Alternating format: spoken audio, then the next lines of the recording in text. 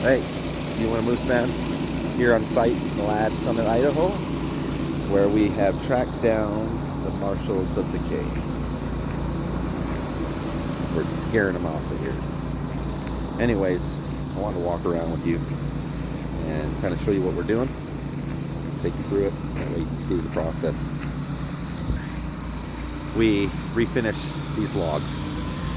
They were blasted about a year to 2 years prior to that, and it was one of the most hideous jobs I had ever seen. The guy claims that he knew exactly what he was doing, and he may have had inevitable problems that I somehow did not, but there was color left all over these logs, and he had told the homeowners that it was the natural color of the log. As you can see, with the natural capture on here and the clear cascade, you're not seeing that. I mean, there's some little tiny areas you might see here and there where it was in a deeper groove and we couldn't get it out, but this was all over the logs. And so what we're doing here is we're grinding it out. We're going through, sanding it after we grind it, make it nice and smooth so we don't have grinder marks in there, you know, divots, stuff like that. Then we're fixing the chinking and trying to match it up.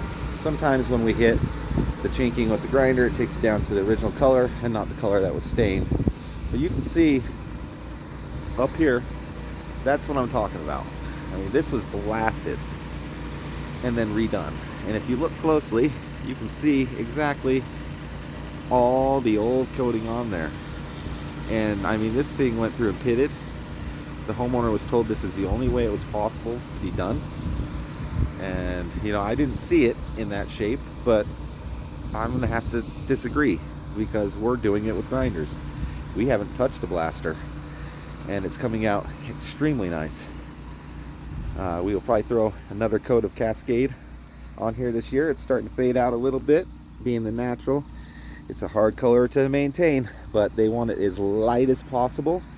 They would prefer a clear coat, but we don't do that because we're not going to put you into a maintenance nightmare. Clear coat will not protect your logs. Clear coat only protects your stain. So we had to use the natural. We're going through. We didn't get to this last year. We ran out of time last year. This has been an ongoing project.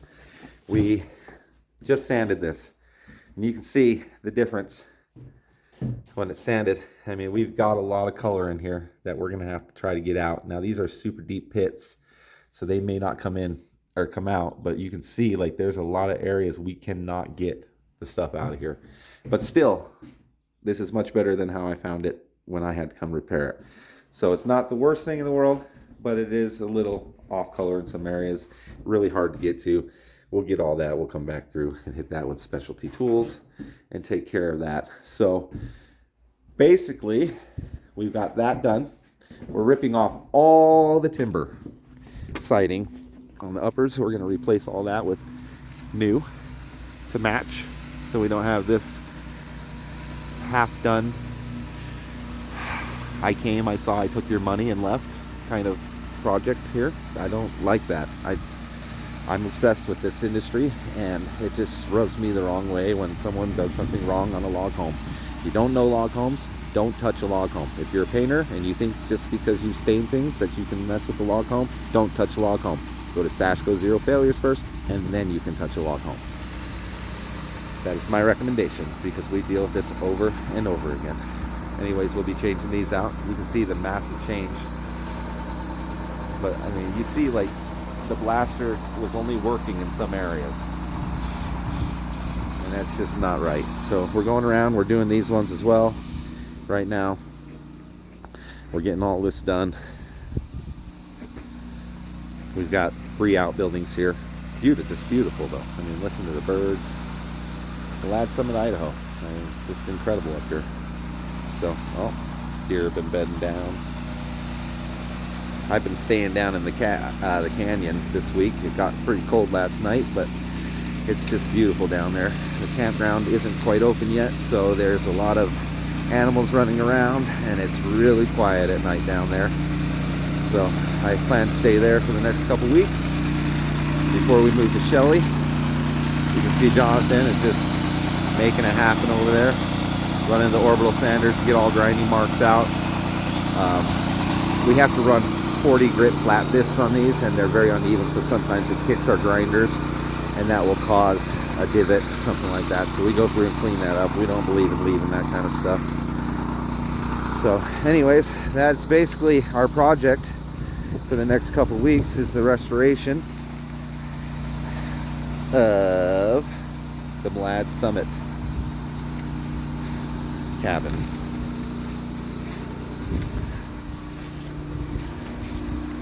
You can see we're getting this one down. There's a little bit more work that needs to go into this one, but we got the bulk majority of it off, and now we will go back through and get the rest of it off, and we're going to make sure everything matches, and we're going to make sure that everything is right. Then we're going to come back here every year to wash and maintain it, and he's never going to have to do this again, because we're going to make sure that this cabin is properly taken care of and that it lasts for a good long time, protecting the investment of the sanctuary and their dreams. From the Mlad Summit, Alex Bowman, Elk Country Log Home Restoration and Care, with another video update. Have a good day.